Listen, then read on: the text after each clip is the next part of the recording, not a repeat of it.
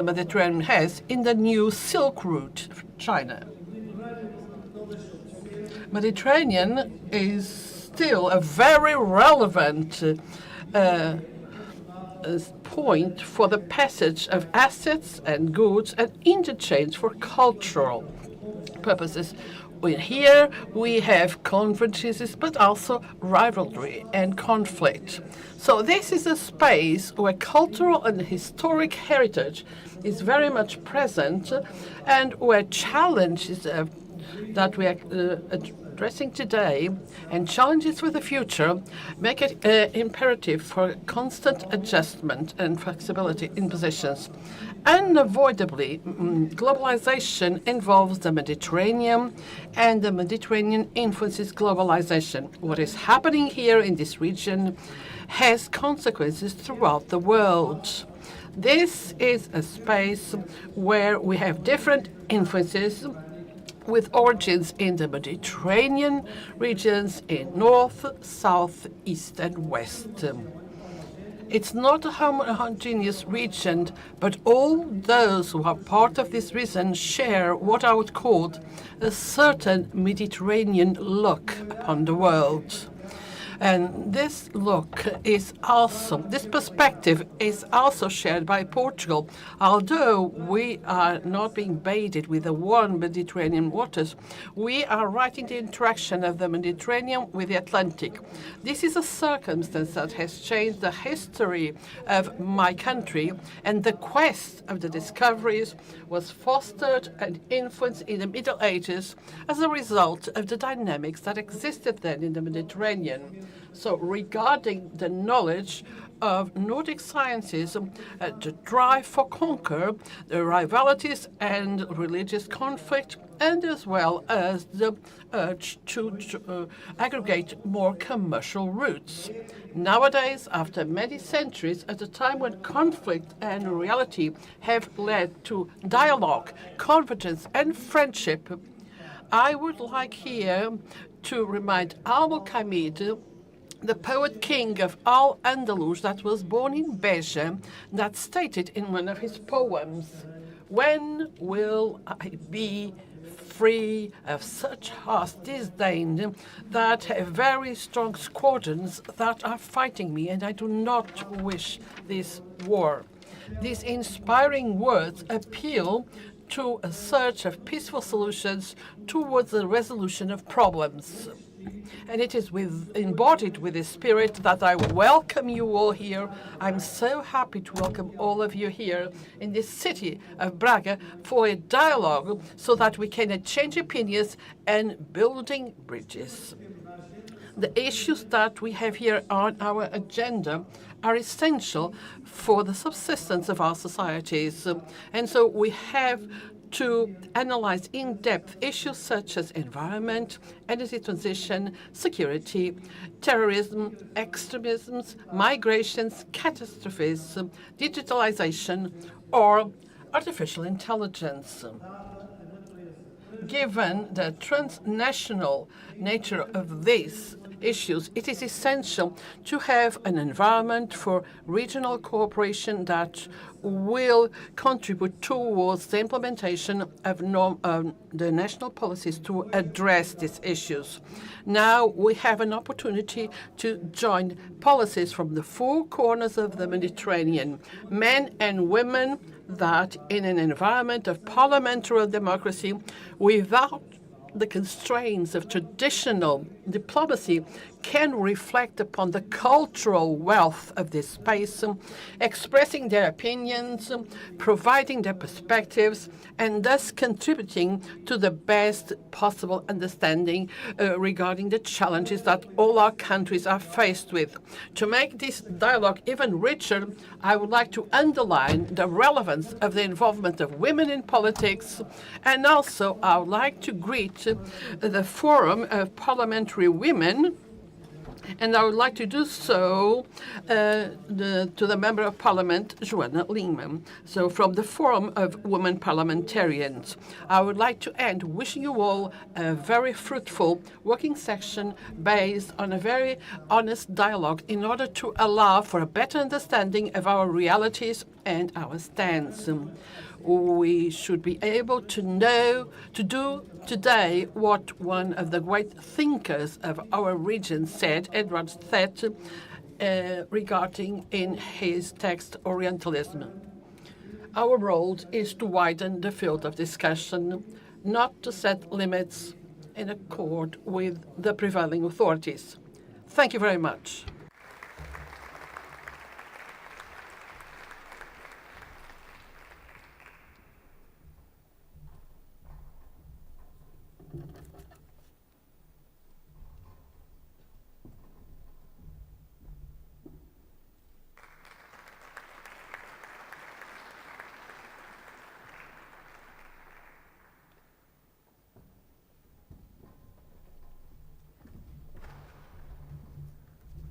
Distinguished delegate, excellencies, now we have the great pleasure and honor to look at the video sent by His Excellency Marcelo Rebelo da Sousa, the President of the Republic of Portugal.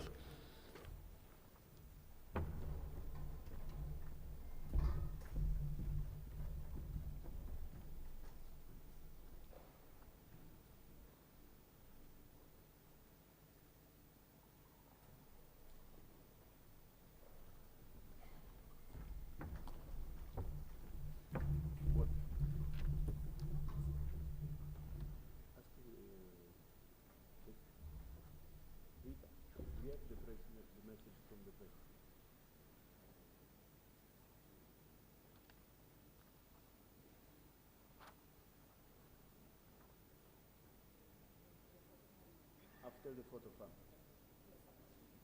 After. Okay, sorry. I'm informed that now we... Fui informado que que irá fazer agora a fotografia de família. So now we'll go on to the photo outside in the corridor.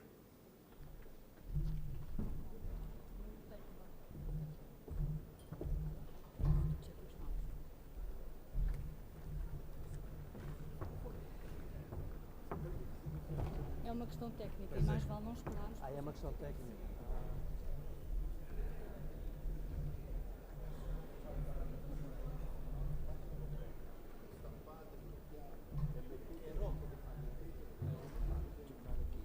É só trocar aqui. Eles querem sempre mesmo.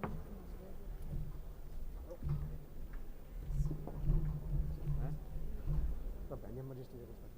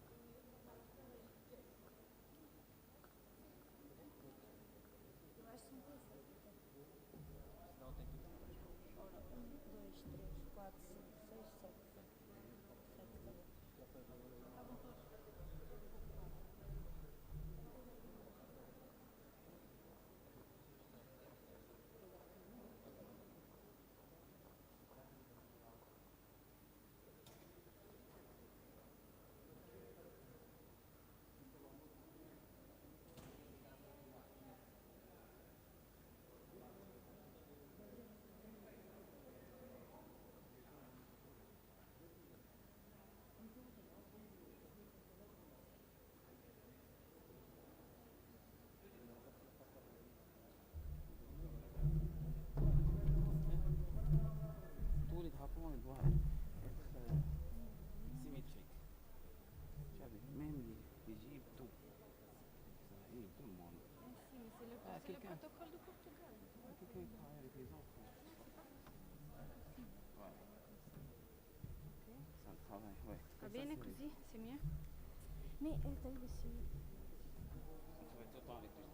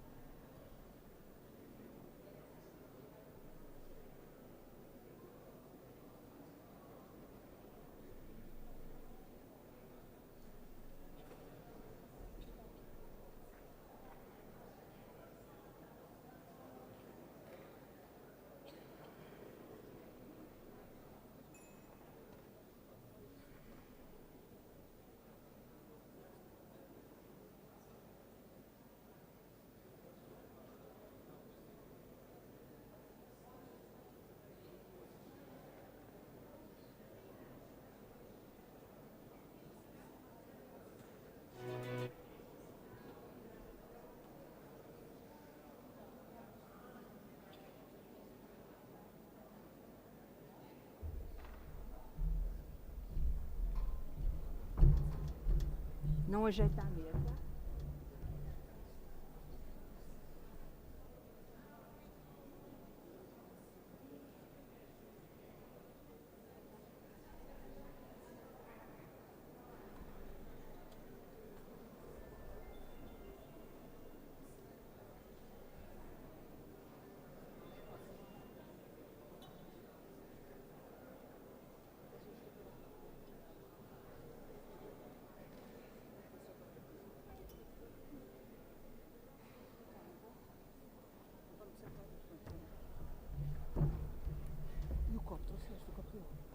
tinha lá, eu depois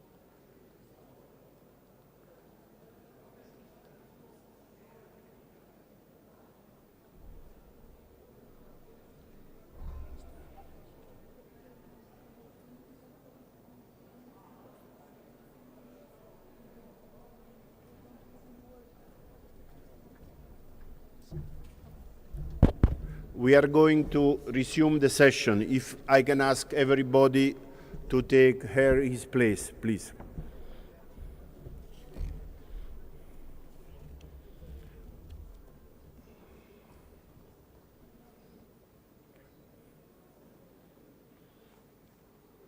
Thank you. Thank you very much.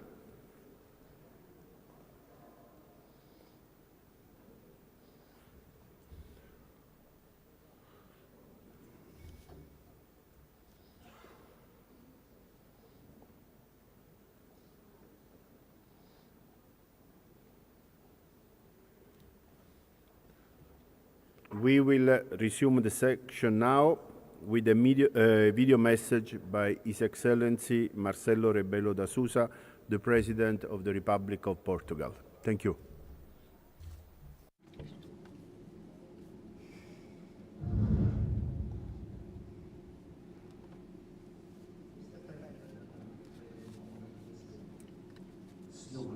Assembly of the República, Mr. President of the Assembly of the Republic, Mr. Presidents and Vice Presidents, Your Excellencies, it is an honor for Portugal to welcome the Presidents and Vice Presidents of the Mediterranean and Persian Gulf Parliaments to Braga, a 1,000-year-old city. At this difficult time of wars, conflicts, migrations, humanitarian crises, economic and social disasters, unparalleled in the last 30, 40 years. Sustainable development, human rights, artificial intelligence, security and cooperation in the fight against poverty, inequalities and environmental injustices are all interlinked. And time is running out for those who, on behalf of their people, are seeking concrete answers to growing dissatisfaction. May your meeting in this peaceful, dialogue-friendly, open-minded country be a sign of hope for the future. Be welcome to Portugal.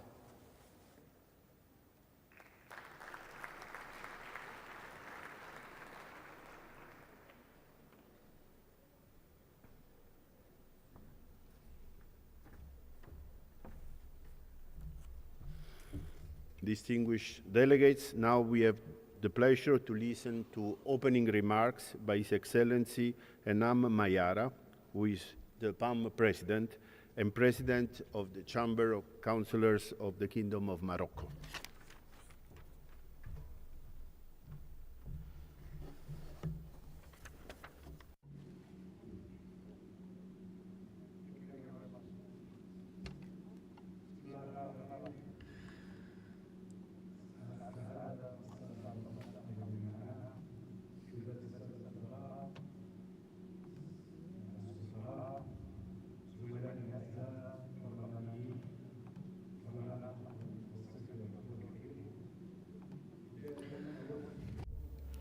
أن أرحب بكم جميعا في أشغال الجمعية العامة 18 لبرلمان البحر الأبيض المتوسط، وأود في مستهل هذه الكلمة أن أعبر عن خالص امتناني وتقديري لبرلمان جمهورية البرتغال وللوفد البرتغالي لدى برلماننا على كرم الضيافة وحسن الاستقبال وعلى جودة وحسن تنظيم هذه الدورة الهامة.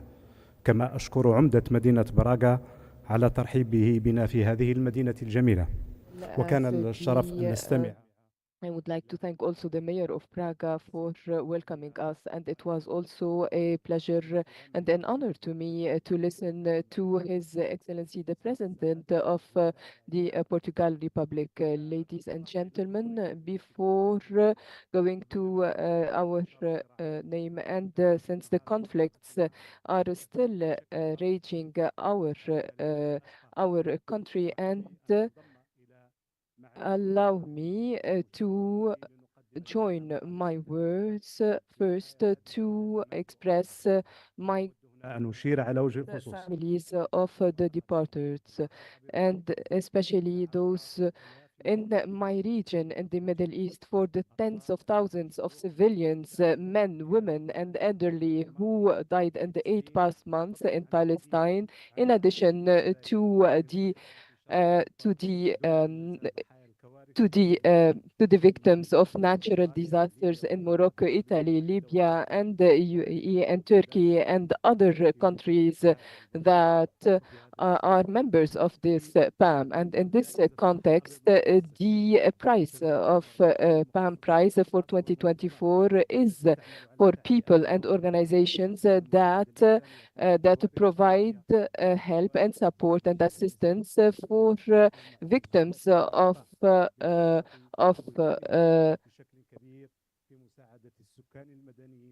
victims of man-made disasters and the other disasters. And I would like to thank you, and I look forward to this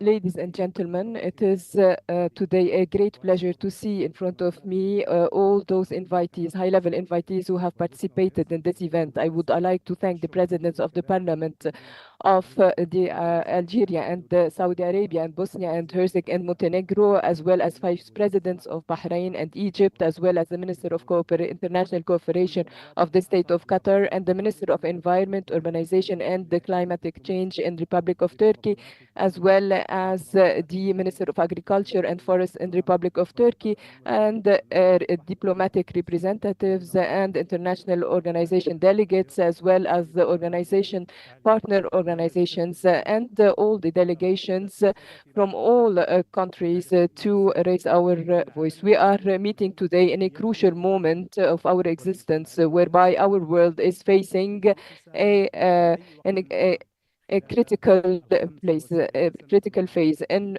fact, our world has been more fragmented and more in the past 75 years, and I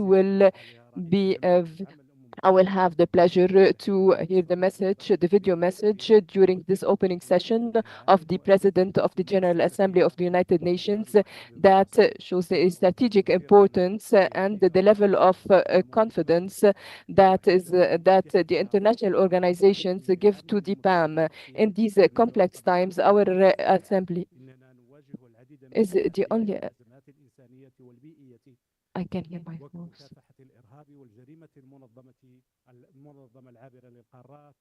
And we are confronted to several conflicts and humanitarian crises, as well as the climate change and environmental change. And we are fighting terrorism and the transnational organized crimes and the lack of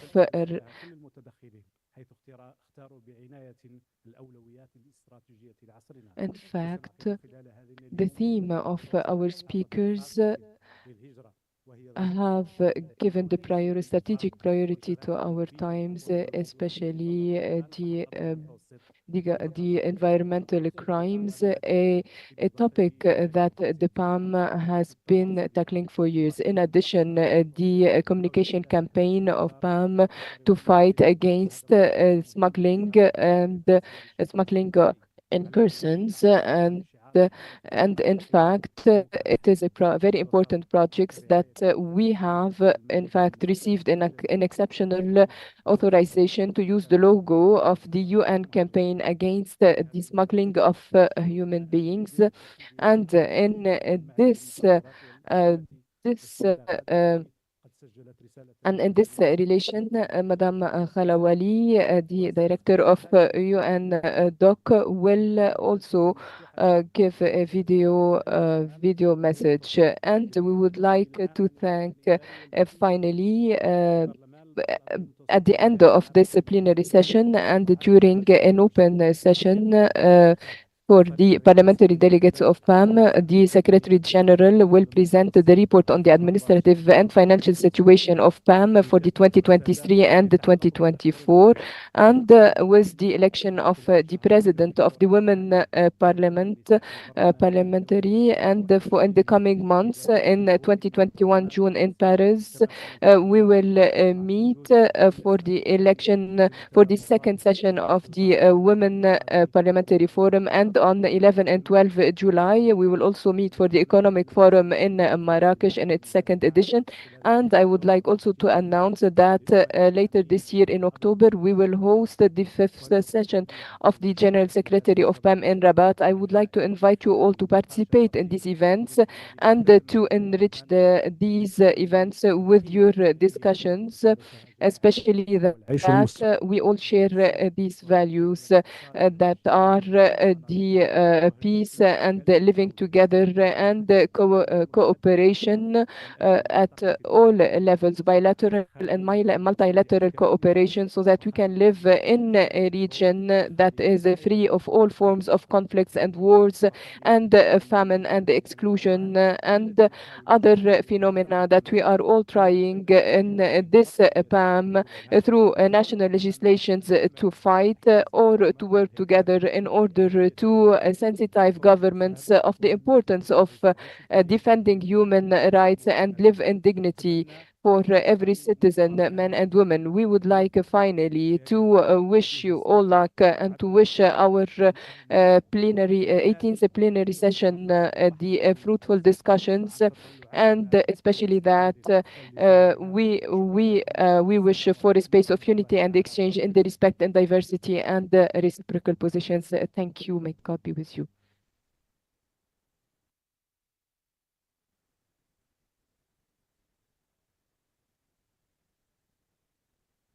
Distinguished delegate, now I have the pleasure to invite to the podium His Excellency Ricardo Rio, the Mayor of Braga, our host.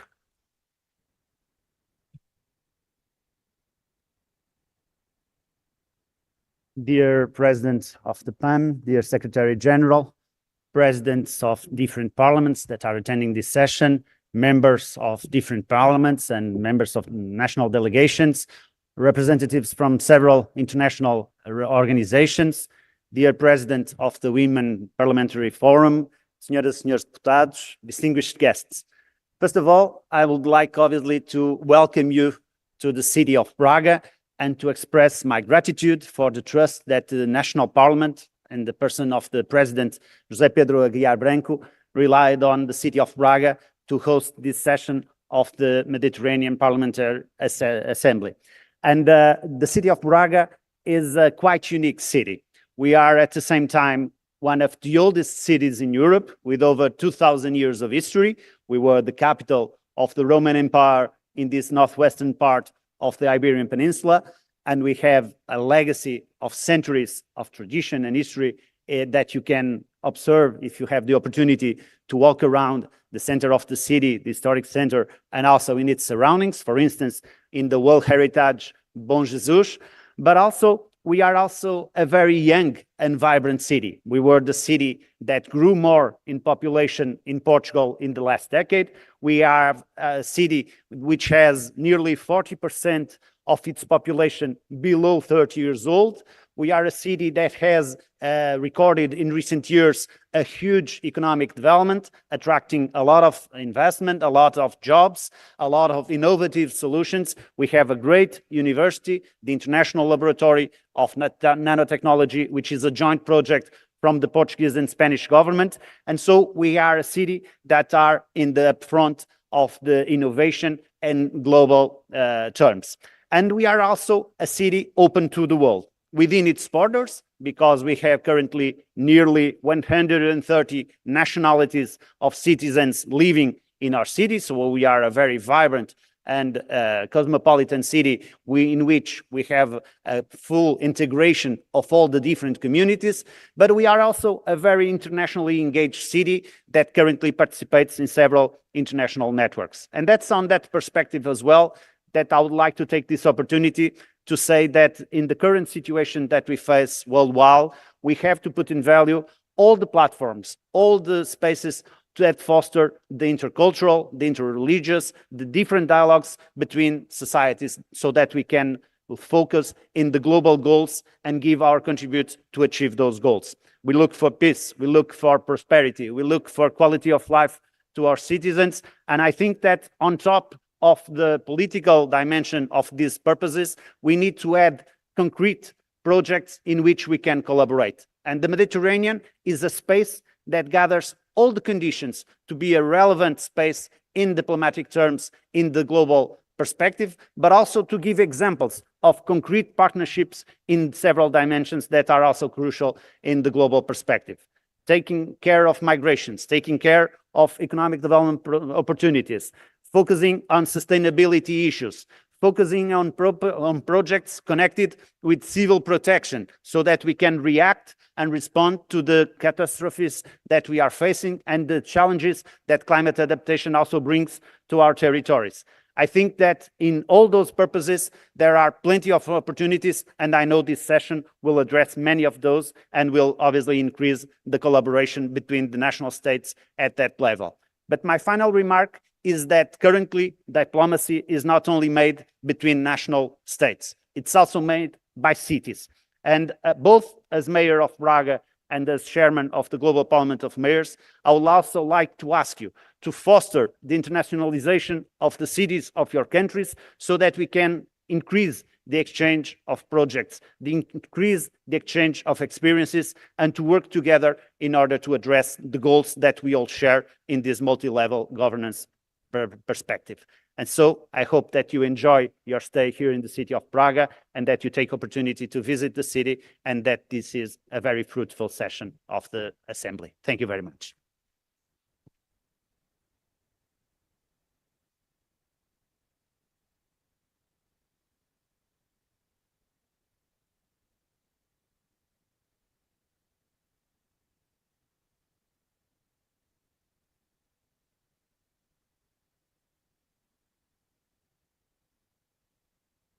Now we will have the pleasure to listen to two important messages.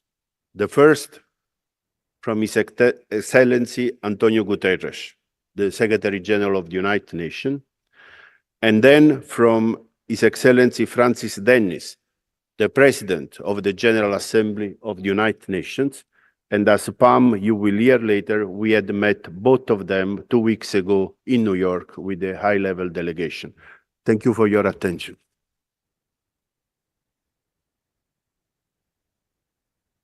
Excellencies, I'm pleased to greet this 18th plenary session of the Parliamentary Assembly of the Mediterranean in the beautiful city of Braga. You are meeting as your region and the world are facing immense challenges. War and violence are causing terrible suffering in Gaza, in Ukraine, and beyond. International humanitarian law is being trampled. Hate speech is spreading like wildfire, in particular against minorities, migrants, and refugees. Climate catastrophe, poverty, and inequalities are deepening divisions between developed and developing countries. The rights of women and girls are being eroded, and many have lost trust in both national and multilateral governance. We can restore that trust by changing people's lives for the better. That is the spirit of this September Summit of the Future, to come together around effective solutions for people, to reform unfair and outdated global institutions and make multilateralism more effective, starting with the Security Council and the international financial architecture, to guarantee human rights and dignity everywhere, to deliver on our promise to leave no one behind, including by ensuring the integrity of the international refugee protection regime and the rights of all persons on the move, to address the dangers posed by artificial intelligence and ensure that technology serves the greater good, and to include people in all decisions about their future. As parliamentarians, you have a key role in putting people first, translating their hopes into legislation, and bridging the gap between global aspirations and local realities. By fostering ambitious and inclusive policies, you can contribute to addressing the challenges of today while laying the foundations for a brighter tomorrow.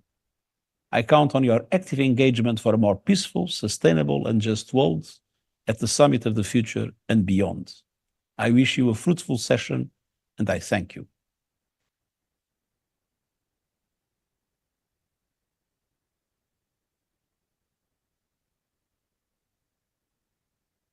Your Excellency, Ambassador Sergio Piazzi, Secretary General of the Parliamentary Assembly of the Mediterranean, esteemed parliamentarians, Excellencies, ladies and gentlemen, I am honored to address the Parliamentary Assembly of the Mediterranean at its 18th session, though I express my deep regret that I am unable to join you in person due to competing demands of work. Your session comes at a pivotal time. From violent conflict and climate change to poverty and food insecurity, the challenges confronting us today are too big for any one nation to handle alone. Global agendas simply cannot succeed without advocacy and progress at the national level in the context of legislatures, where legislative representatives like yourselves play a profoundly important role. My recent meeting with the PAM delegation, while on a visit to New York, offered an extremely fruitful opportunity to discuss actions that parliamentarians can take to foster the objectives of peace, sustainable development, humanitarian action, and protection of civilians. Russia's aggression against Ukraine and the gravity of violence in Gaza, strife and violations of human rights in the Sudan and elsewhere, essentially highlight the imperative of peace and security, for which the Security Council has primary mandate, while the General Assembly also has a residual, though increasingly important, role to play. In this regard, I greatly appreciate PAM's unwavering commitment to both defending and promoting the values and principles of the UN Charter, and I am indeed grateful for your disposition to collaborate. Your efforts in promoting a socio-economically integrated Euro-Mediterranean and Gulf region are laudable for a region that is respectful of diverse cultures and traditions, advocacy for a green energy transition, digital transformation, food security, and most importantly, securing dignity for all its inhabitants. As we know, the Mediterranean region is a major crossroads for migration. The diverse drivers, climate change, population growth, and a lack of jobs, especially for the young people, to name a few, must be addressed together in full cooperation with countries concerned. As the president of the World Bank made clear, 1 billion young people across the global south will be working-age adults in the coming decade. Yet in the same period, the same countries are expected to offer 325 million opportunities. The question before us is, how will we address the excess 675 million? Our only viable option is to work collectively with the countries of origin to find solutions. Excellencies, ladies and gentlemen, as I conclude, I should emphasize that the complexity of the issues we confront speaks to the importance of sustainability in our decisions, our actions, our commitments, and our vision. It means doing our utmost to meet the needs of the present without compromising the ability of future generations to also meet their own needs. This includes dramatically increasing the participation of women in politics to foster diverse, inclusive, and representative decision-making, and to turn gender equality a vital prerequisite for achieving sustainable development. These issues were the focus of the first ever UN General Assembly Sustainability Week, which I convened in April to encourage sustainability in key sectors of the economy. I look to parliamentarians to ensure implementation of the Sustainability Week outcomes, including my call to action on sustainable energy. And I appreciate that PAM has joined my Choose Sustainability initiative to galvanize global momentum. I count on PAM's full support ahead of and during the Summit of the Future in September, demonstrating the incredible power of parliamentary assemblies in the execution of their responsibilities at national level, and thus potentially influencing development at the global level. I wish you a very fruitful 18th session and look forward to invaluable outcomes of your deliberations. I thank you.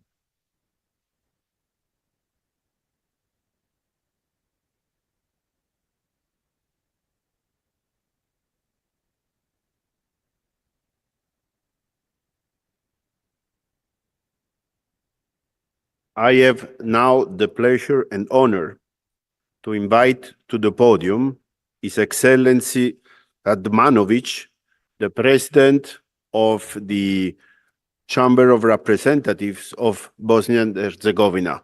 Excellency.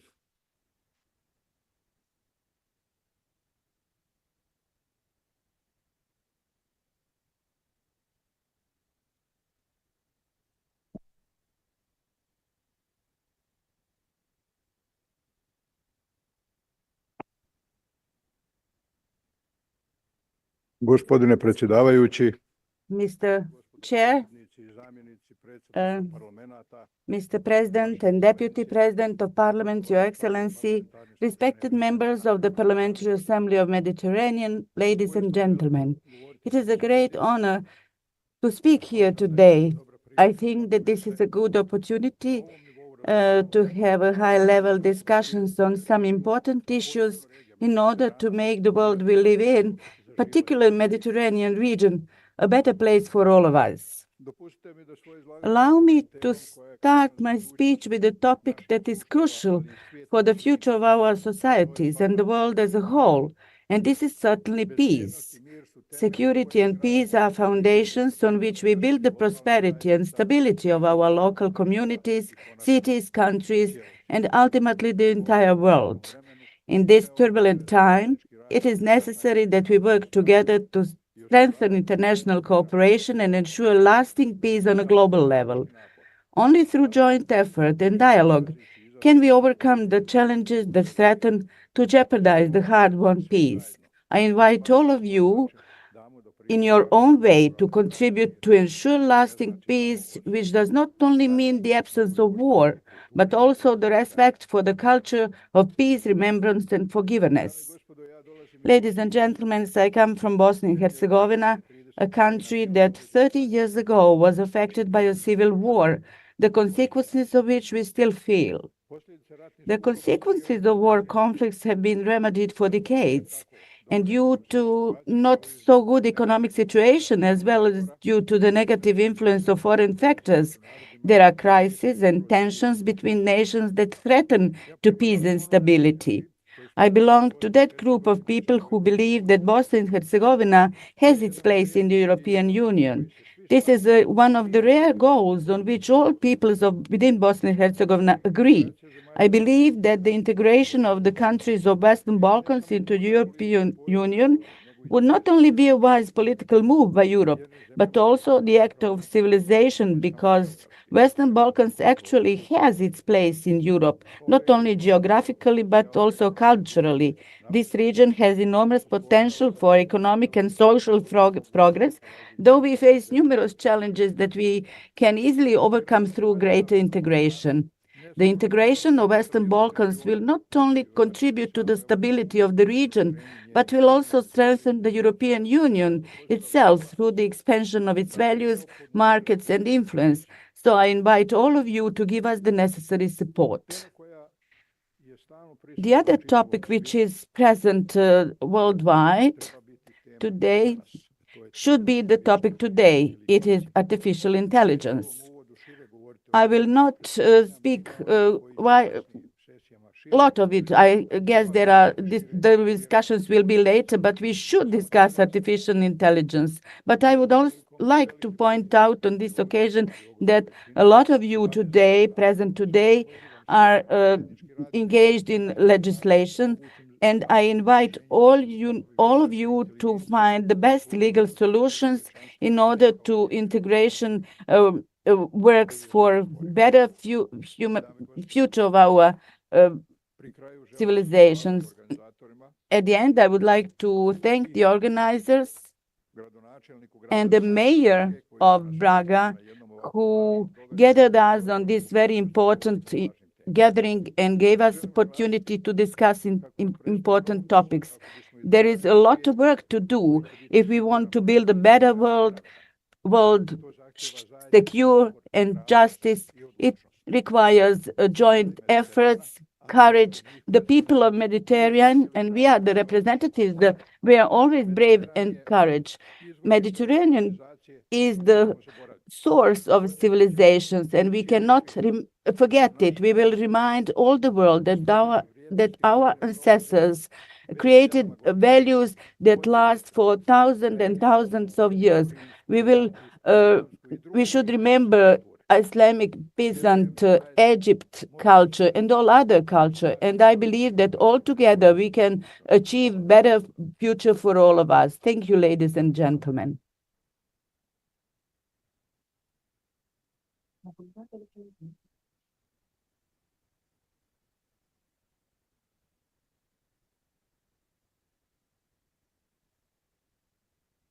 Excellencies, I have now the pleasure to invite to the podium His Excellency Mandic, the President of Parliament. Da pozovem gospodina Mandića, predsjednika Skupštine Crne Gore, da nam se obrati.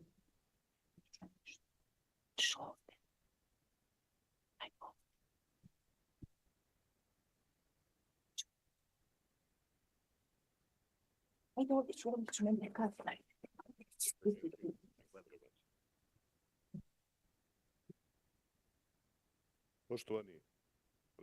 Dear President of the Parliamentary Assembly of the Mediterranean, dear Presidents of Parliaments, dear MPs, dear Mayor of Braga, dear friends.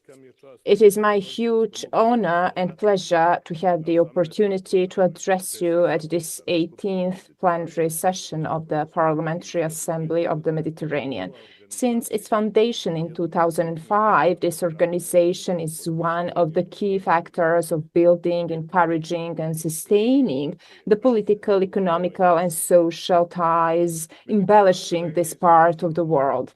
The Mediterranean region and our sea are the birthplace of the European civilization that had defined both our continent and the world.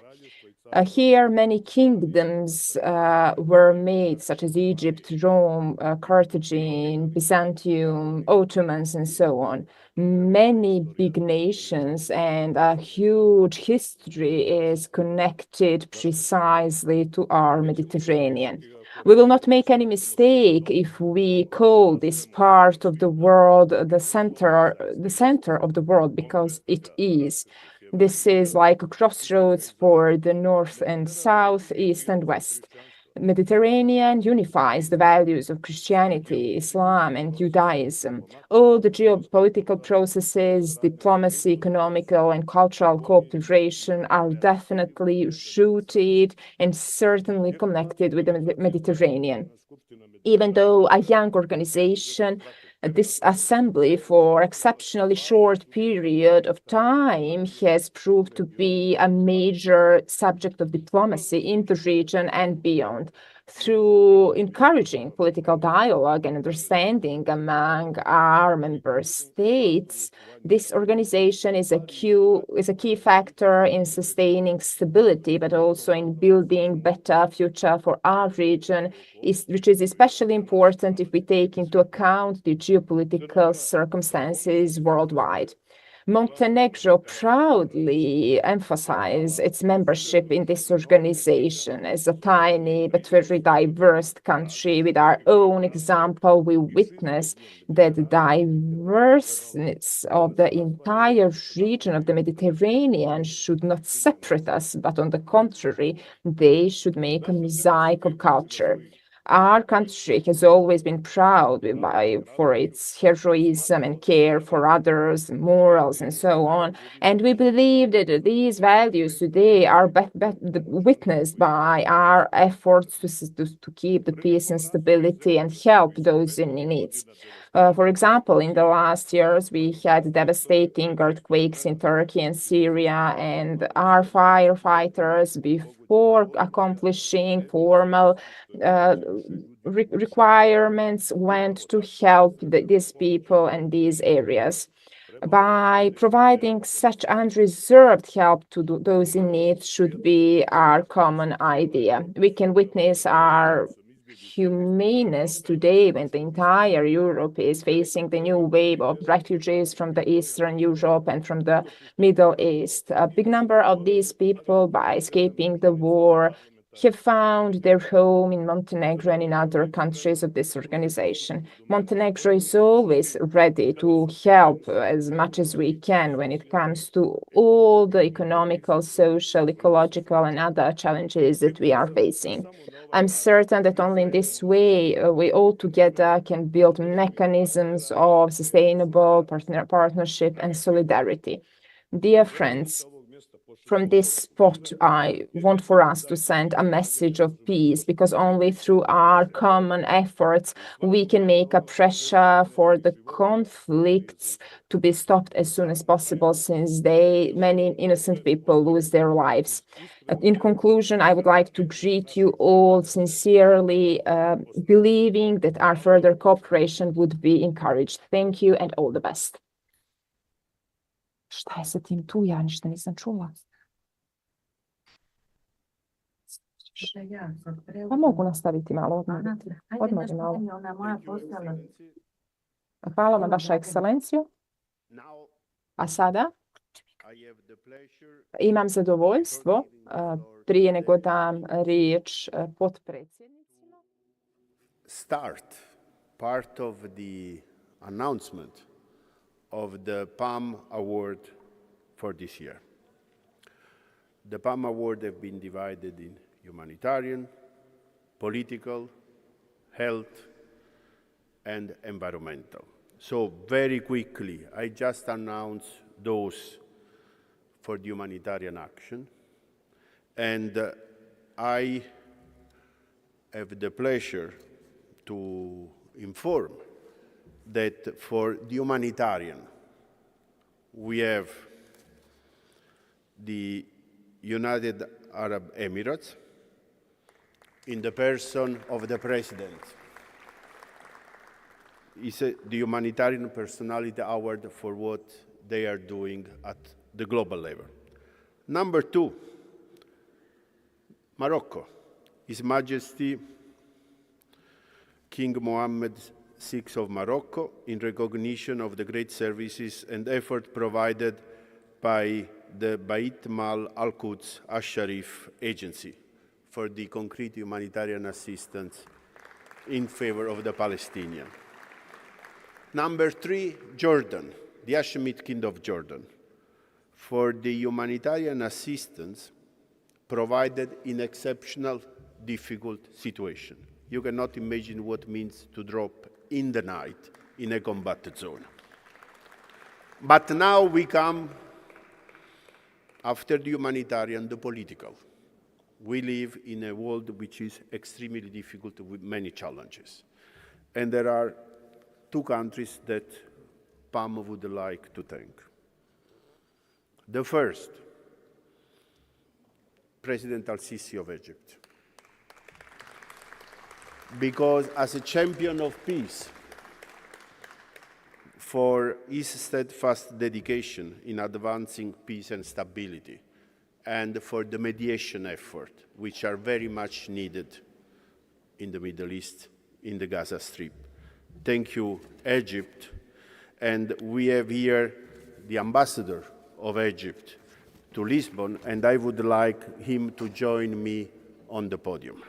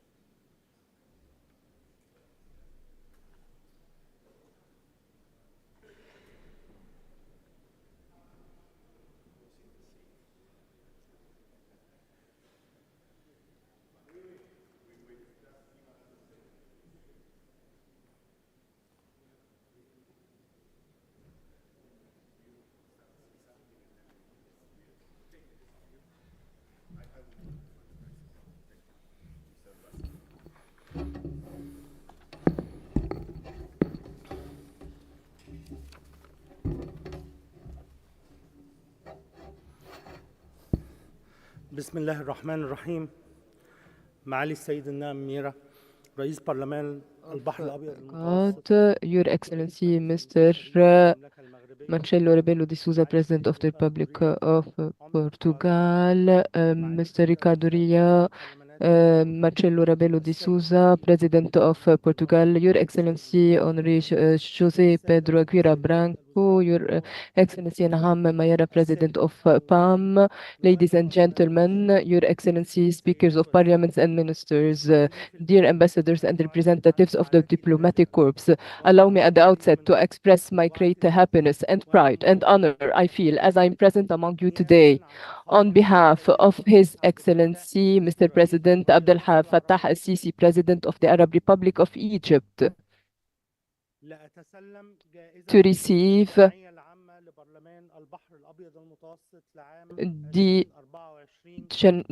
PAM Hero of Peace Prize for the year 2024 in appreciation of the tangible efforts made by His Excellency to bring peace and stability to the region of the Middle East. And I am pleased to convey to you from His Excellency a message of appreciation and gratitude that express my pride. Ladies and gentlemen, this honor is the best evidence of the dedication of the Egyptian state, in its all sectors, the public and the private, under the leadership of His Excellency the President, in supporting regional and international stability, and reflects our belief that solidarity and joint cooperation can confront and overcome all challenges. And I take this opportunity before this high-level forum to confirm that Egypt has been and will continue to be a country that supports peace and all regional and international efforts to put an end to conflicts. And from this standpoint, Egypt has sought, since the beginning of the war on the Gaza Strip, to work towards immediate ceasefire and facilitate the access of humanitarian and relief aid to the residents of the Gaza Strip by all means. Egypt has also worked in order to prevent the conflict from widening, in order to preserve stability and support peace, and to stop the bloodshedding of the Palestinian people. Ladies and gentlemen, Egypt is looking forward at this critical stage to the concerted efforts of all regional and international to work to end this unprecedented humanitarian crisis facing the Palestinian people, and to stop any attempt to make them leave their country. And this will only be achieved through an immediate ceasefire in the Gaza Strip and ensuring the access of all forms of relief and humanitarian aid to all areas of Gaza Strip, and to work to establish the Palestinian state. In conclusion, I would like to express once again my deep gratitude to the PAM for this prize, and to for honoring our president and we aspire under the leadership of His Excellency President Abdel Fattah al-Sisi to more cooperation and fruitful partnership in the future in order to enhance the values of peace, tolerance, and the peaceful coexistence in our region and the entire world. Thank you. May the peace of God be upon you.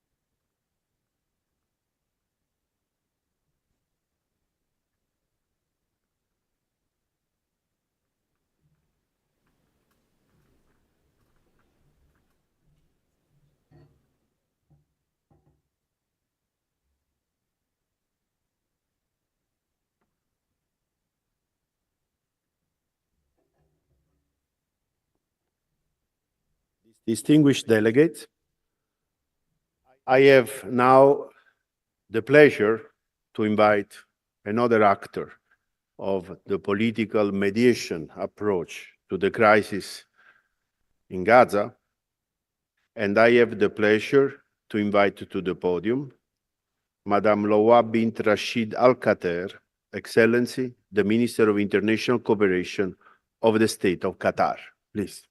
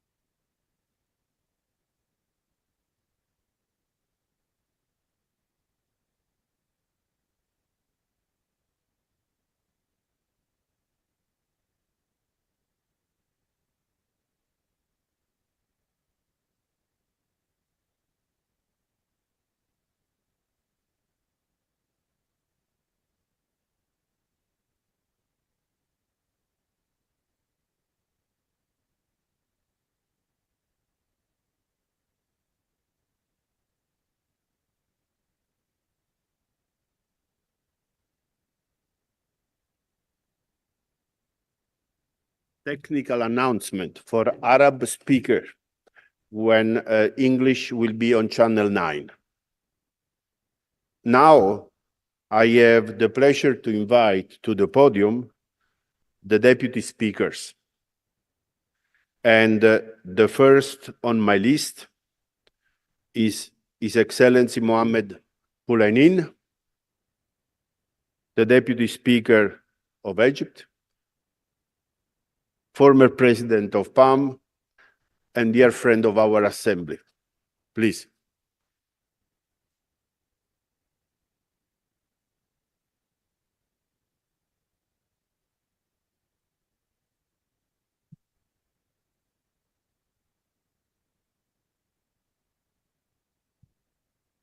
In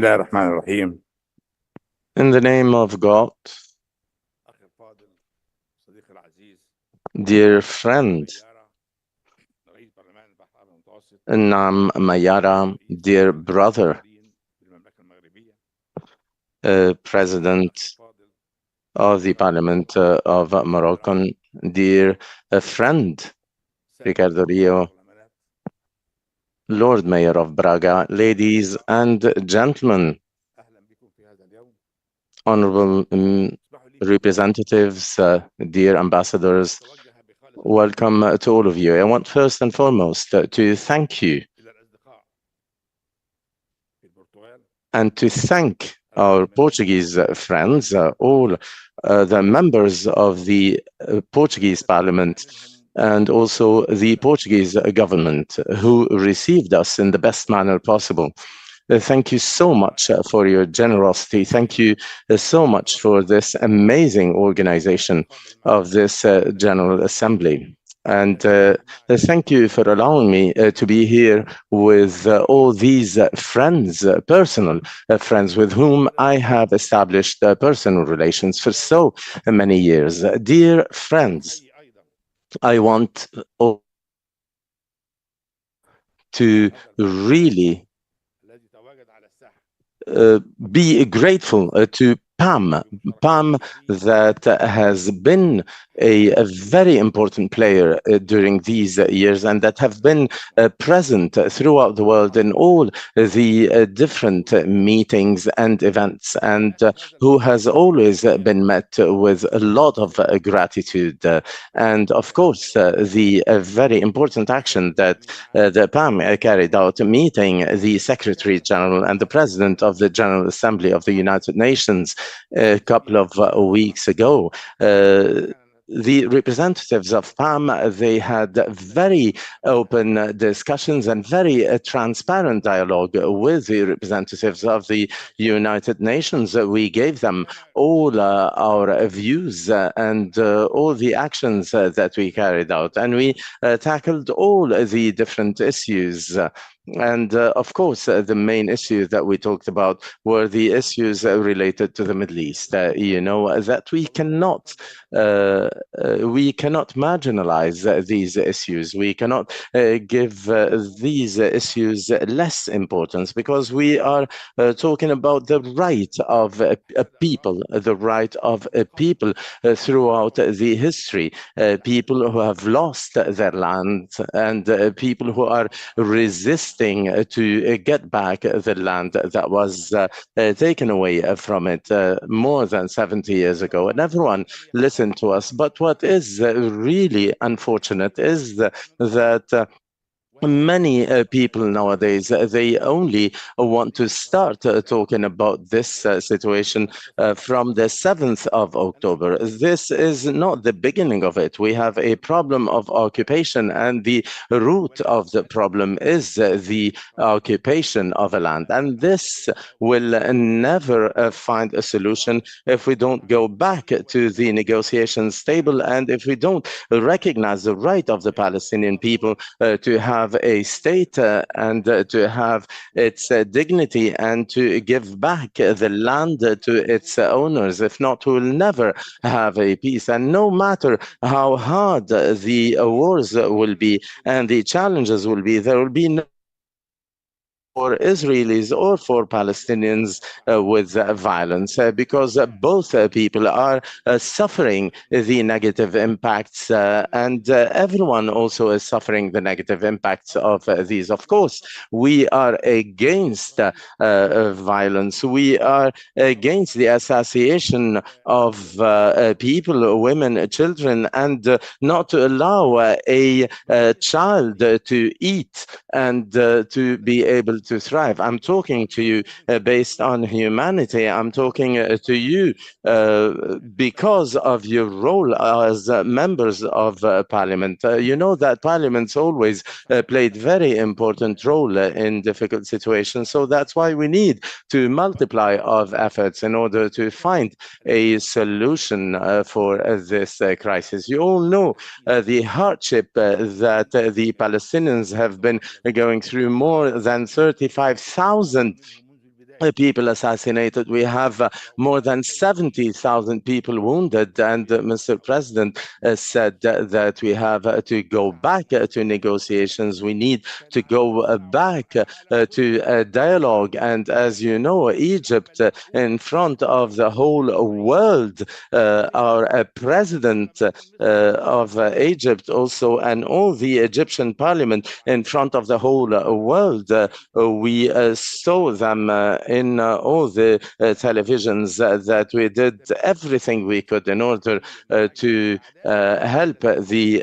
Palestinian people with the aid, and more than 78% of the aid arrived to the Palestinian people because of all our efforts. There were many trucks that were stopped for almost a month, but we multiplied our efforts in order to make all this aid reach the Palestinian people. So the Israeli counterpart needs also to cooperate. We need to work in order to reach a just solution, because the Palestinian people have the right to decide upon their future and about their present. They need to live without pressure, and they need to live with dignity. So that's why Egypt really made its voice heard in every single forum throughout the world, and in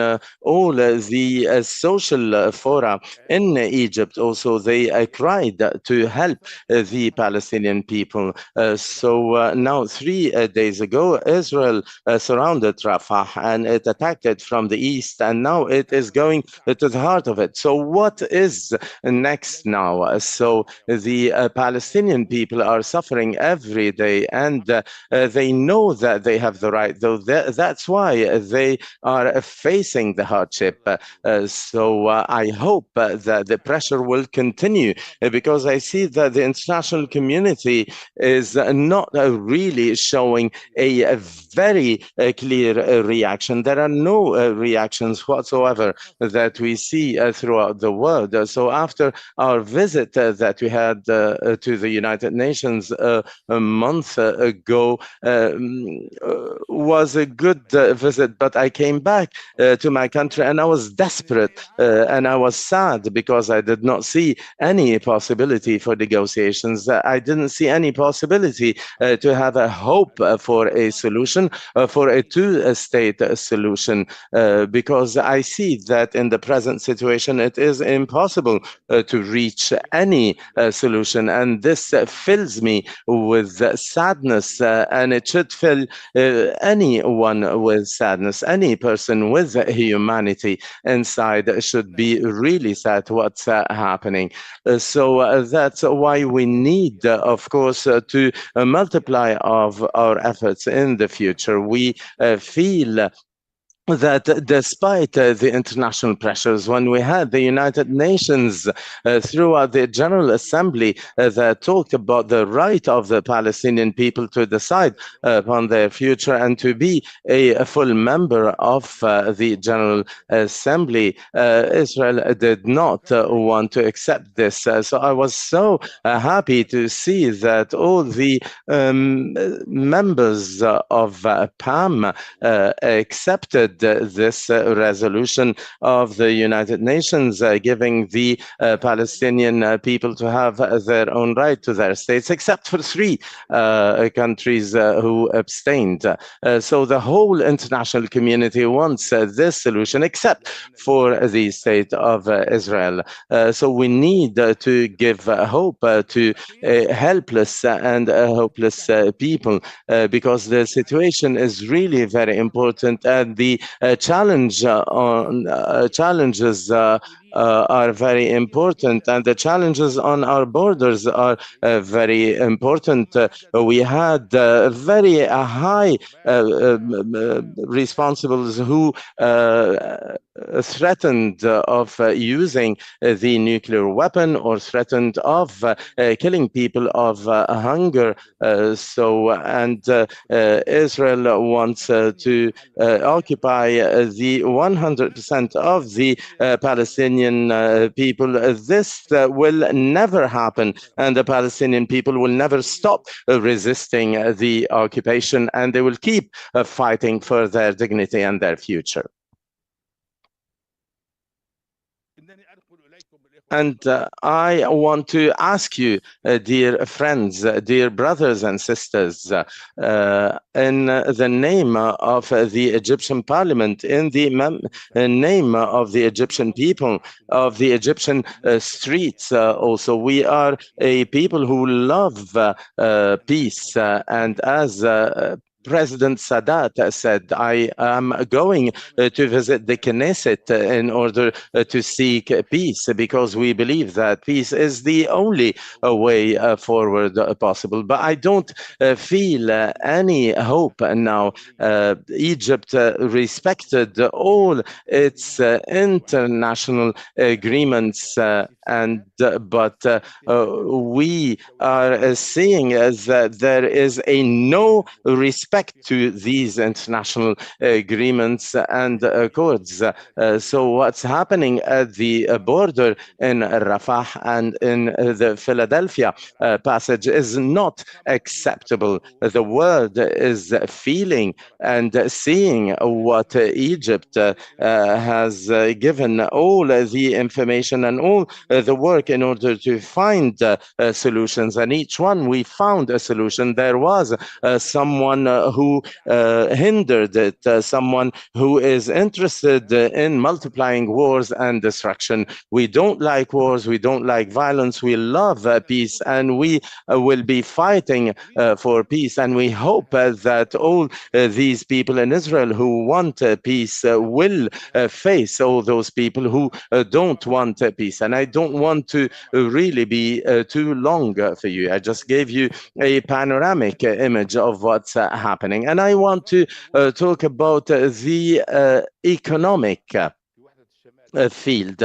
So when we used to talk about the economic integration between the North and the South, we always had very strong hopes for the future through the use of the technology and through the integration of the markets. But we see now, for example, that there's a lot of migration from the Far East to the Middle East, and we see that the size of the investments of northern countries and the southern Mediterranean countries is not as important. We see that there is a lot more presence from the Far East and the Middle East than from the northern Mediterranean to the south. So that's why I hope that we review all our agreements in order to multiply the investments, in order to multiply the interactions and the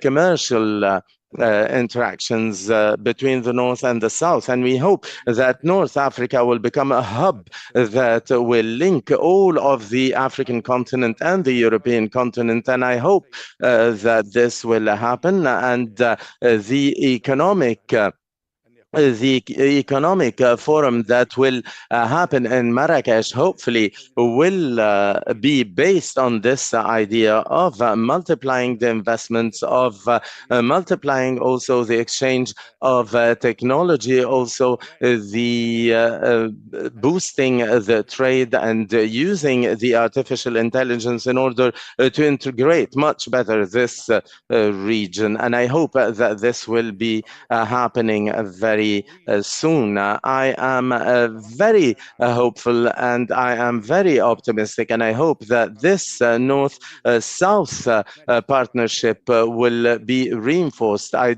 don't only want to see 2% of northern investments in the south. So that's why I call all of you to think, because we are talking about the supply chains, and we're talking about the exchanges and how we can integrate the north and the south. And I hope that we will all be multiplying our efforts in order to really make this integration and economic integration true in the future. Thank you. Thank you. Now I have the pleasure to invite to the podium His Excellency Honorable Abdullah Nasser Al-Subay, who is Vice President of PAM, and he will address the plenary as personal representative of His Excellency Hassan bin Abdullah Al Ghanim, President of the State Council of the Shura Council of Qatar.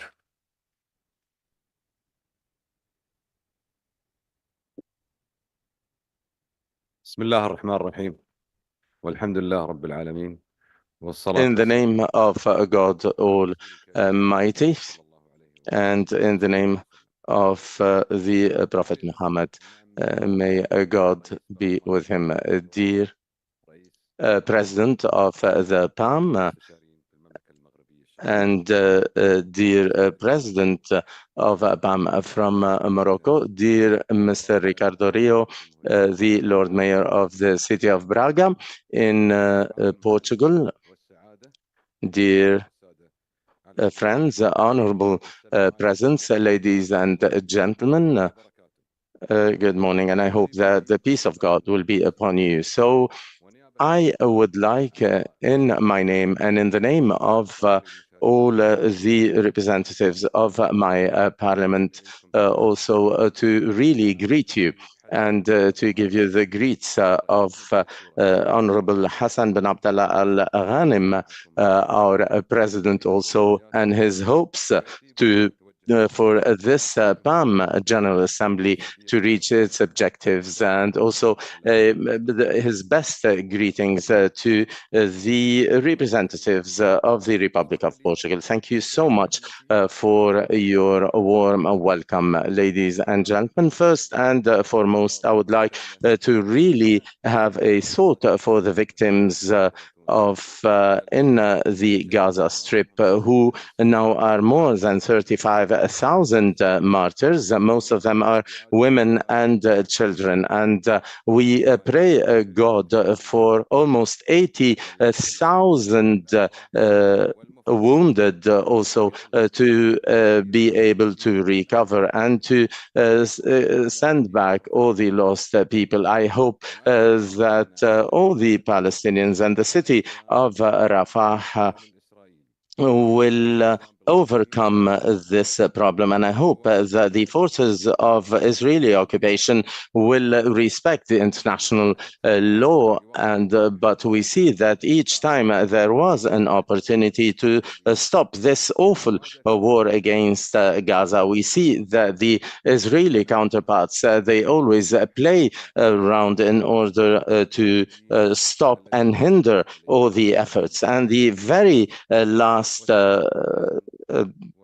and the very last problem that we saw was when the Egyptian and Qatari initiative was hindered by the Israeli counterparts. And they keep doing the same thing. Ladies and gentlemen, as you know, the Sheikh Tamim al-Hamad bin Thani, the Emir of Qatar, and all the Parliament of Qatar, we have always called for peace and to really multiply all the efforts in order to find a solution to the Palestinian problem through the United Nations framework. And we also still believe that the peace is possible, giving the rights to the Palestinian people and guarantees to the Palestinians for a country based on the borders of the 4th of June 1967 with Eastern Jerusalem as a capital of it. Ladies and gentlemen,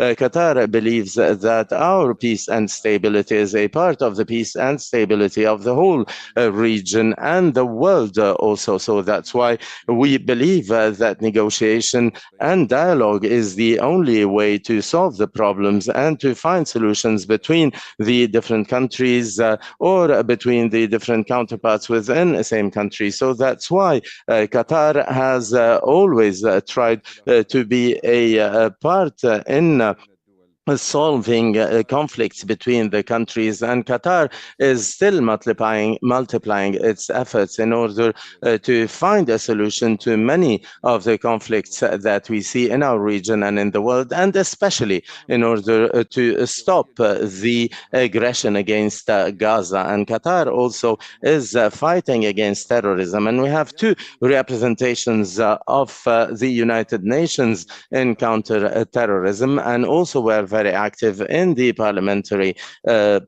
cooperation against terrorism. And we also have the Qatar Committee for the dialogue between the different cultures in order to really have a constructive dialogue between the Arabic and Islamic culture and the rest of cultures. So that's why we created the International Qatar Prize for the dialogue between cultures. Ladies and gentlemen, during this assembly, we are speaking and we are establishing dialogues about very important issues that have to do with the digital changes that we're seeing, the use of the artificial intelligence, the climate change, the energy transition, the economic regional changes also. We are working also in order to counter human trafficking and counter also terrorism. Also, we believe that artificial intelligence, as the rest of the technological tools, can really push us forward, but also it could be also a threat also for the peace if it is misused. So that's why we hope that all the experts in the digital field and all the members of parliaments will make sure that the best laws are written in order to really counter any misuse of the artificial intelligence. So we hope that we'll have an international framework that will respect also all the countries and their independence also.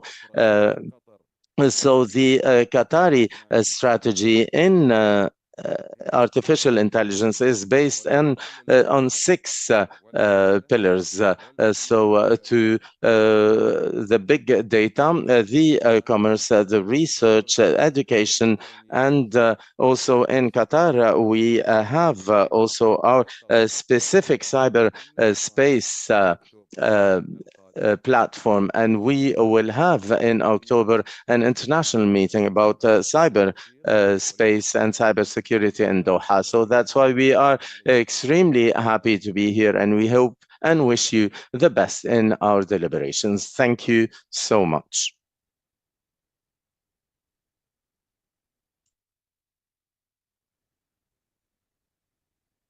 Excellencies, now I have the pleasure to call to the podium Senator Ilyas Ashur, who will deliver a message on behalf of His Excellency Salah Goujil, the President of the Council of the Nation of Algeria. Ilyas.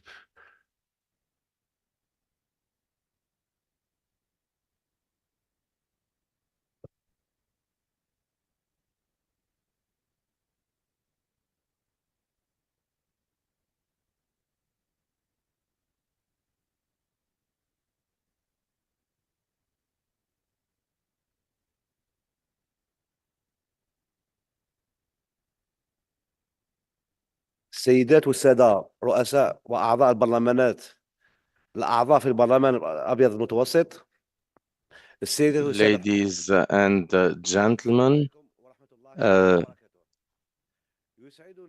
I am extremely happy in the name of the Algerian Parliament to participate in this meeting. I want to thank the Portuguese government. As you know, Algeria and Portugal have always had a very important cooperation in the past. So I want to thank and greet the Portuguese government and also the members of the Portuguese Parliament and the government also. The President of our Parliament asked me to talk to you. So in this 18th General Assembly, in very dire international situations, we have, as you know, many challenges that have to do with health, environment, peace, stability, and economy. As you know, that our region is facing all these different challenges. So that's why our region is really in need of multiplying the efforts in order to cooperate in the best manner possible to face all these challenges.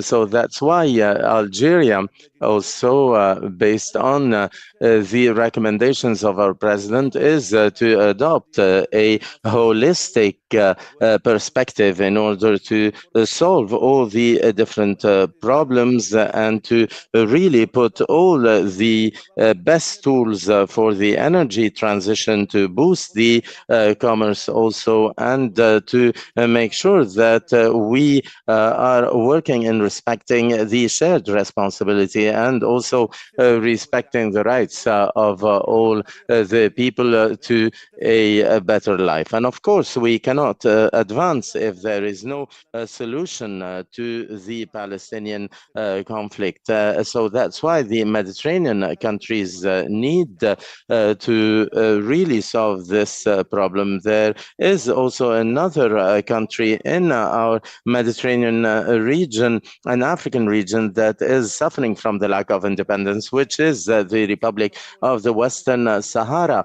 So that's why we need also to tackle this problem. We need to face the organized crime and also all types of crime. Also, we need to face all the different types of occupation. So that's why the Algerian government is working in order to counter terrorism in the best manner possible. We don't want to negotiate with the terrorism organizations, and we want to put all the different tools in order to move forward. We need also to be based on different principles of equality and integration in order to move forward. Of course, we need to be based on our moral values, especially now with the development of artificial intelligence also,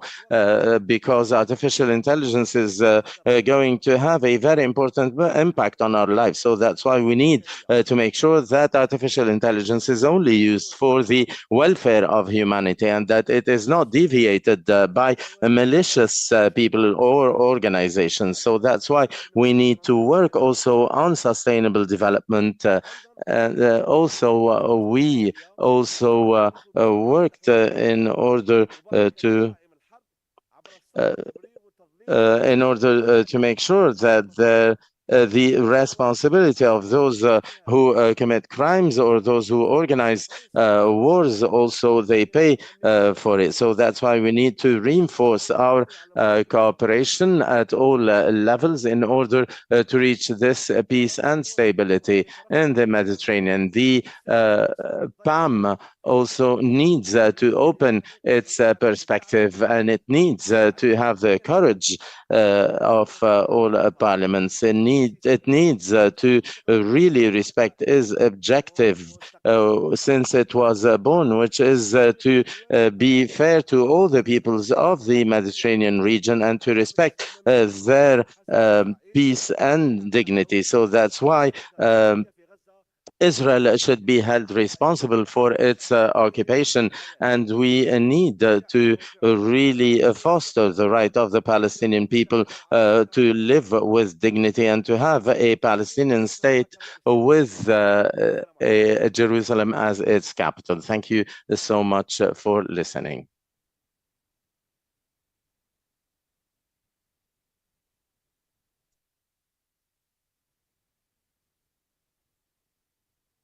Distinguished delegate, we have completed now the list of president and vice president who had registered to take the floor.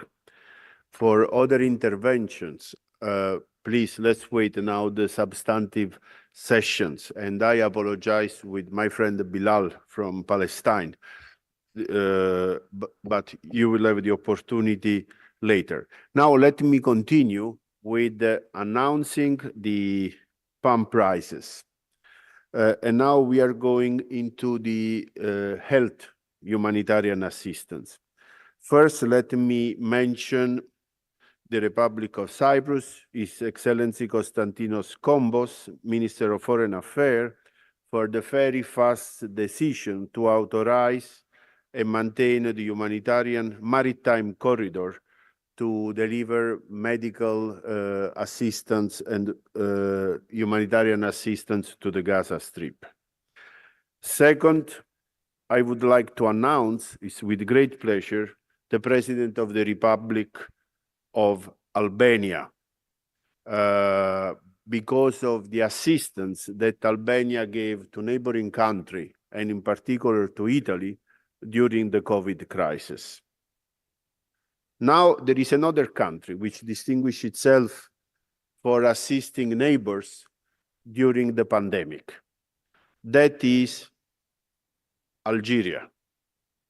So, in the person of the President of the Republic, I would like to invite here his representative, His Excellency Shakib Rashid Kahid, to collect the prize on behalf of his country. Ambassador, the floor is yours.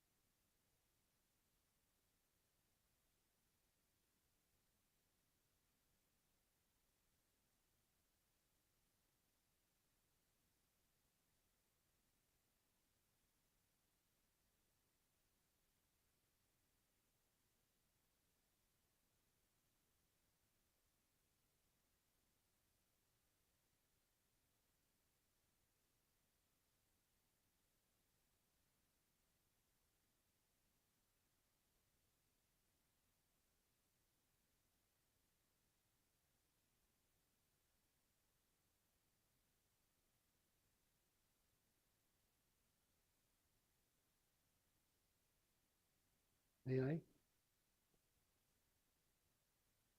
سيد رئيس برلمان البحر الأبيض المتوسط.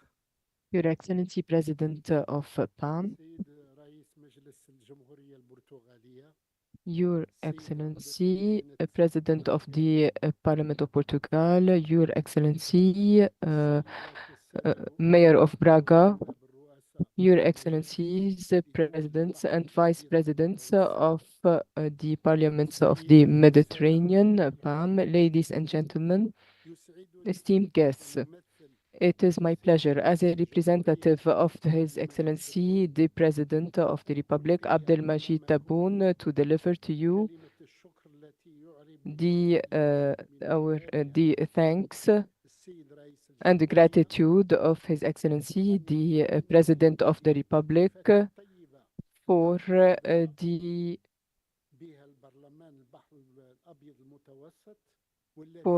what the PAM has done, especially by giving this prize to our, and that expresses the solidarity among the countries of PAM and the members of your highly esteemed parliament.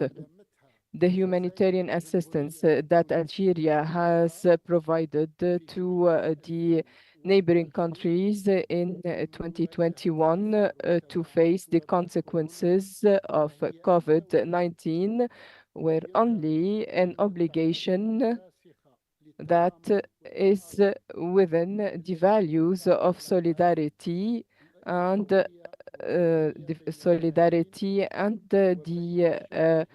fraternal relationships between two neighboring countries. In fact, this gesture, as well as other initiatives, reflect the depth and the quality of the relations between Algeria and Tunis and Tunisia, and that are based on mutual respect and cooperation in all times and consequences, and also reflect the management of the good management and governance of the high authorities in both countries to manage and to sustain these good relations.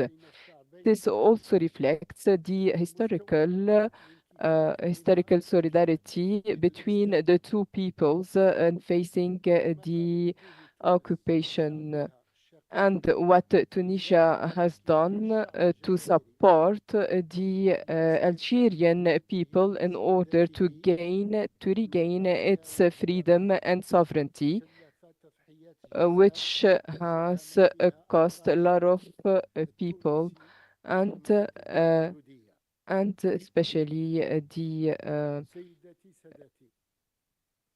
deeds of the ladies and gentlemen. Algeria has faced, just like other countries in the world, the consequences of COVID-19.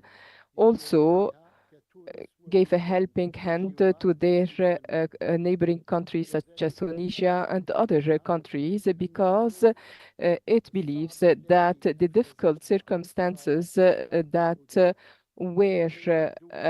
resulted from closing the frontiers among the countries led to the aggravation of the situation in these countries, which found themselves alone and without any means for treatments and vaccines.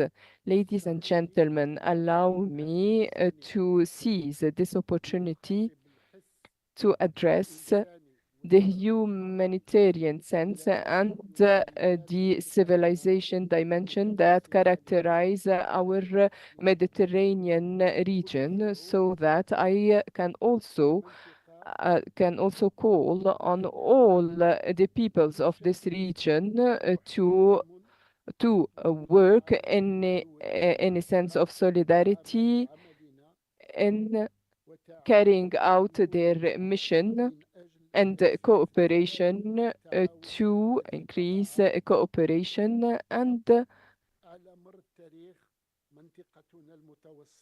that has imprinted for centuries our region, and which is considered the cradle of civilizations.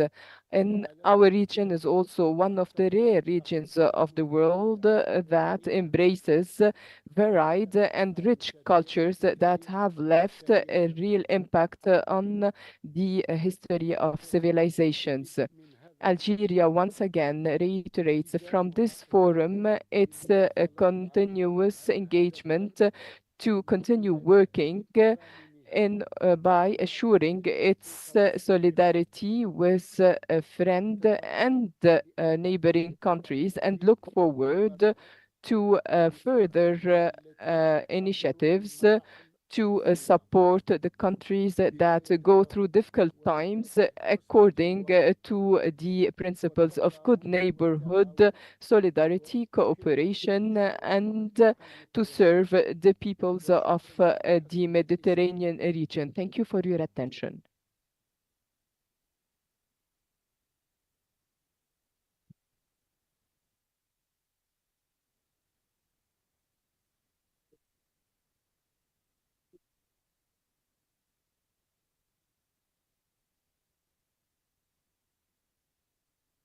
Now, continuing with the PAM Prize, I have the pleasure to announce one for the Sovereign Order of Malta for the activities of the Holy Family Hospital in Bethlehem, for the remarkable effort to provide health services to vulnerable women and children in situations of distress.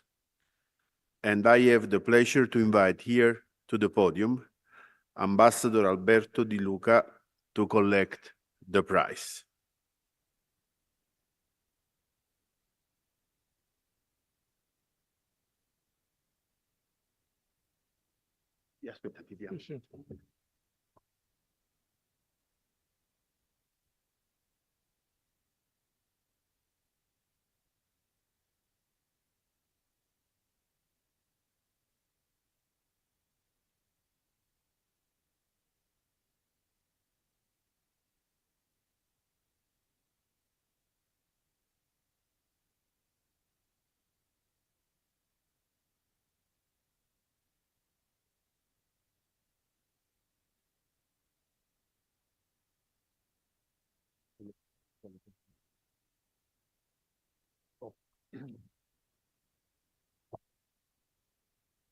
Signor Presidente Roque, signor Segretario Generale Piazzi, è con un grande onore, Secretary General, se mi permettete anche con un po' di commozione, Mr. Piazzi, a nome del sovrano ordine I am very militare touched Malta, to receive this prize on behalf of the Sovereign Military Order of Malta in such a sensitive, such an important moment for the whole world. This hospital operates in a region da così tante difficoltà, that is ravaged by so many difficulties, a region where women in the whole area, but especially, and I want to underline this, women of all religions, because if the Order of Malta is a Catholic order, it is also true that the hospital non fa certo distinzione in Bethlehem does not make a distinction between races and religions when it comes to accept pregnant women or women who are having trouble carrying on with their pregnancies. So whatever the religion of the women who come to the hospital, we accept them, and we are not interested in their religion. They come from sometimes a couple of kilometers from the hospital, but often 2 kilometers can be very far, and these women are really in danger unless someone steps in to help them. Our ambassador to Palestine, who is in charge of the hospital,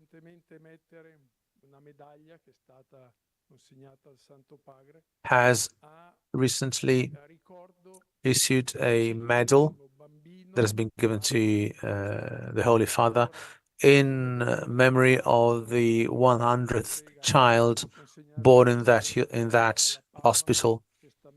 And I would like to give the same medal also to Mr. Rocca, the president, and to the whole of PAM. And I would like to thank you for your support to the sovereign military order of Malta, which has relations with 120 countries and is operating in 120 countries across the world. Thank you very much for your attention.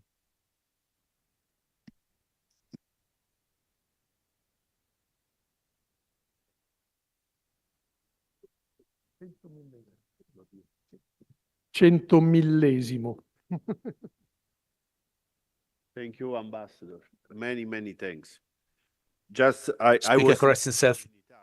100,000th child, not 100th. I have now the pleasure to announce always medical humanitarian assistance, a prize to Italy in the person of His Excellency the Minister of Defense, Guido Crosetto, because they dispatched to Gaza a military hospital to assist the children severely wounded in the combat. So thank you for this important help, and many children, I know they were flown to Italy for the treatment that they needed. Now, there is a special prize. We go into the sector of environmental protection, our planet. And the special prize was given to Her Excellency the First Lady of Turkey, Emin Erdogan, for championing the implementation of the Zero Waste project toward a cleaner and more sustainable country. The prize will be collected by His Excellency Mehmet Ojaseki, I hope I pronounce it correctly, the Minister of Environment, Housing and Climate Change of the Republic of Turkey. Excellency. Nice to see you. Nice to meet you. And we have...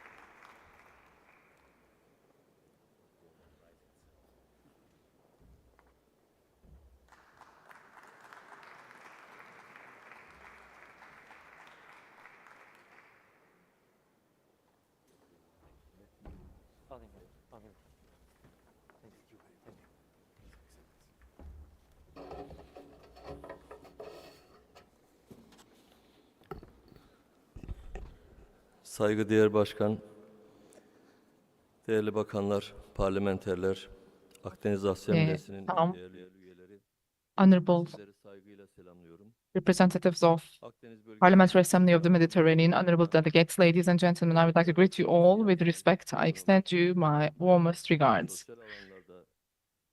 Parliamentary Assembly of the Mediterranean is an important platform. As Turkey, I would like to express our pleasure for being a party to and contributing to the Parliamentary Assembly of the Mediterranean, which was established to increase cooperation in the Mediterranean region, which provides important rapprochement between states in political, economic, and social fields, and where regional issues are discussed. Today, we are proud to receive 3 awards as a country, especially for the zero waste. As you know, there are important common challenges. Our country, located in the Mediterranean basin, is exposed to many effects of the climate crisis, such as floods, fires, mucilage, and drought. Our common home, our world, is facing the severe effects of climate change. According to scientific research, the average temperature in the world has increased by 1.1 degrees in the recent period, and if the temperature increase reaches 2 degrees, a serious food crisis may start in the world. And the Mediterranean region, the average temperature is increased even more than the average. And again, the United Nations states that 216 million people will experience climate migration by 2050. Although we have no historical responsibility as a country, we have always recognized the fight against climate change and environmental problems as a duty. In this context, we closely follow the green transformation process in economies that started with the Paris Climate Agreement and the European Green Deal. We are pioneering this process in many areas beyond joint work with Europe on combating climate change and green transformation. As a country, we have become a party to the Paris Agreement and announced our 2053 net zero emission target. With all these, we have put forward our green transformation target. We are also updating our climate law proposal for the 2053 net zero emission target and green transformation in line with the demands of stakeholders and scientific data. We are increasing the amount of protected areas and the green assets of our country with the corridors we have established. As a country, we continue to struggle against climate change. We are already carrying out several greening projects. We have, as a ministry, the target of 100 million square meters nation garden in 81 provinces. And we have been also carrying out several activities in order to monitor the air quality. We're making use of technological infrastructure to monitor the air quality. And our municipal population that is served by our wastewater treatment plants has reached 90.6%. And we have been increasing the number of blue flag beaches, an important indicator of the cleanness of our seas, which has increased to 551. We launched the Turkish Carbon Market Development Project. Our aim is to ensure carbon neutral economy. We started implementation of the process, which is carried out within scope of market implementation partnership within the scope of Turkish Carbon Market Development Project. The Zero Waste project initiative has become a world brand initiated by First Lady Madam Emine Erdoğan, Her Excellency. We are here to take the award for that project. We believe that this is a very much important project for which we are carrying out several negotiations, and it has become a brand, a model, a cycle model. It is actually not only preventing the waste, but also contributing to zero waste and fight against climate change. Under the leadership of Honorable Mrs. Emine Erdoğan, this has become a global environmental movement and a world brand. Under this project, we have implemented several waste management system activities, and we trained 21 million people. We also increased our recycling to 35%. Our aim is to increase it to 65 by 2035. Up until now, since the beginning of the project, 60 million tons of recyclable waste has been processed by businesses licensed by our ministry and brought into economy. Thanks to the waste collected, $6 million of economic gain has been achieved. 500 million trees were saved. 127 million barrels of oil were saved. In addition, thanks to this movement, we have been able to recycle 7.8 million tons of plastic waste. 30th of March is announced as International Zero Waste Day all over the world. In this sense, the Zero Waste Project has become a brand that Turkey has brought to the world due to its contributions to the circular economy. Again, at the last UN summit, our president, as well as our First Lady, Emine Erdoğan, signed together with the UN Secretary General the Zero Waste Global Declaration of Goodwill. The world was strongly invited to zero waste. Distinguished participants, actually, we're one of the countries which has been among the least polluting countries, but still we're doing our part for our common home, our world. Lastly, I would like to say the following words. First of all, let me refer to our holy book, the Holy Quran.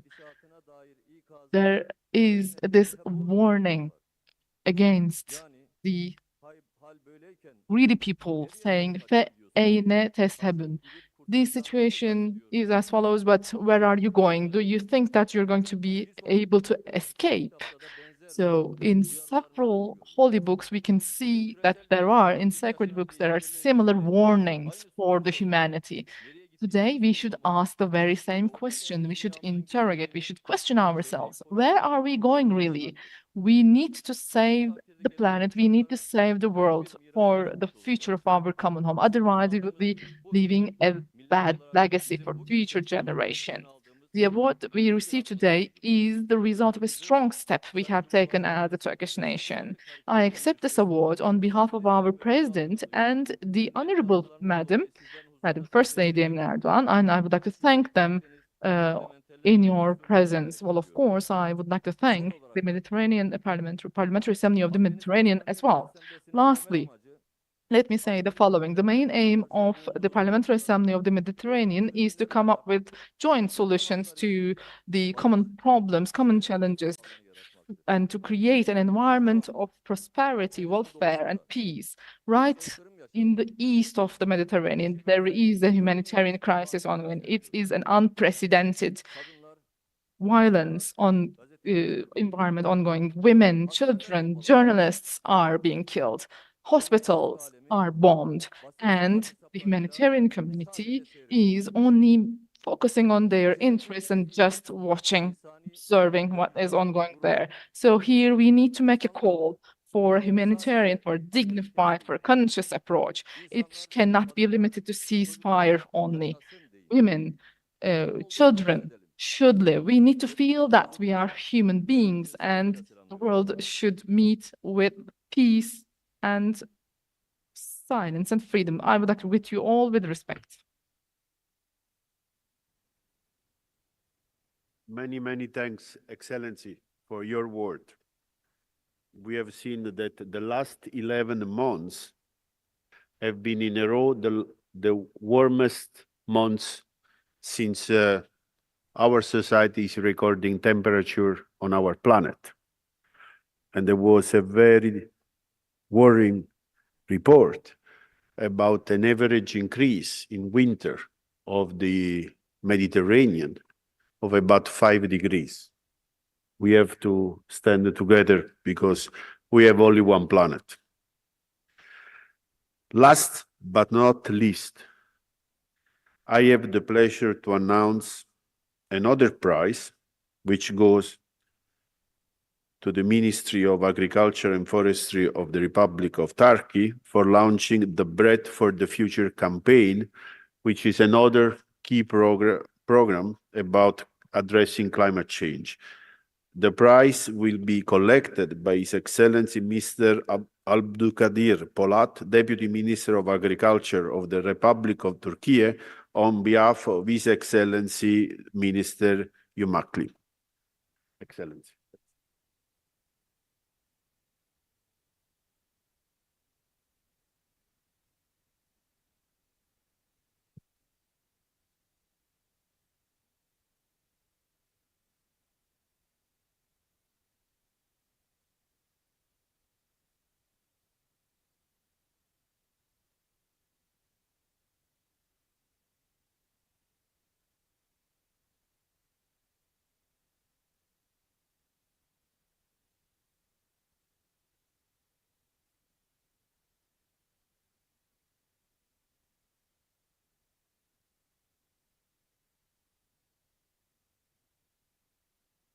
Sayın Başkan, Sayın Genel Sekreter, kıymetli Dear katılımcılar. President and Secretary General, distinguished guests, ladies and gentlemen. First of all, I would like to state that I'm pleased to be here with you, and I would like to welcome you to the Parliamentary Assemblies of the Mediterranean. I would like to extend my deepest gratitude for the welcome and hosting. The Assembly is critical, and it represents unity, peace, and solidarity for everyone living in this geography, and it works meticulously in this regard. As Turkey, we are proud to be a part of this Assembly and this region. Distinguished participants, climate change and desertification and spoiling of lands, arable lands, are among the critical issues of our age. And these are not concerning only the environment, they are also concerning the economy and development. They are threats against us. Bu sorunlarla mücadele As the Republic of Turkey, we are struggling against the problems and we are working on forestation, which we know that are critical. For this reason, we announced 11th of November as the National Day for Forestation, and our campaign is worth of this important prize. And our aim with the campaign was to raise awareness of forestation. First of all, on 11th of November 2019, we started our campaign as the Breath for the Future, and we planted 11 million trees. And as a result of the intense interest of our citizens, we planted in more than 5,000 locations, and we planted 11 million plants in one day. And with our campaign, we also broke 2 Guinness records. Our project went beyond the borders of our nation. In 2020, we received an international quality, and we adopted our project as Breath for the Future and Breath for the World. In this way, in 3 continents and 28 countries, we planted many trees and saplings. Our project was adopted by a lot of our citizens. During the period of the pandemic, we planted even millions of more plants. In 2023, in the 100th anniversary of our republic, we made the project under the motto Breath for the Future and Breath for our Republic. On 11th of November, we planted 5 million more saplings and we built new forests in our country. Distinguished participants, forests are the greatest investments for our future. And for our country and for our future, they attach great importance to our project, Breath for the Future. And we are proud to have this important prize. And this once again shows us we are on the right track. And I would like to continue my words with wordings of inspiration of our Prophet, Hazreti Muhammad. Even if you know that the doomsday will be tomorrow, if you have a sapling in your hands, plant it. Thank you for your attention.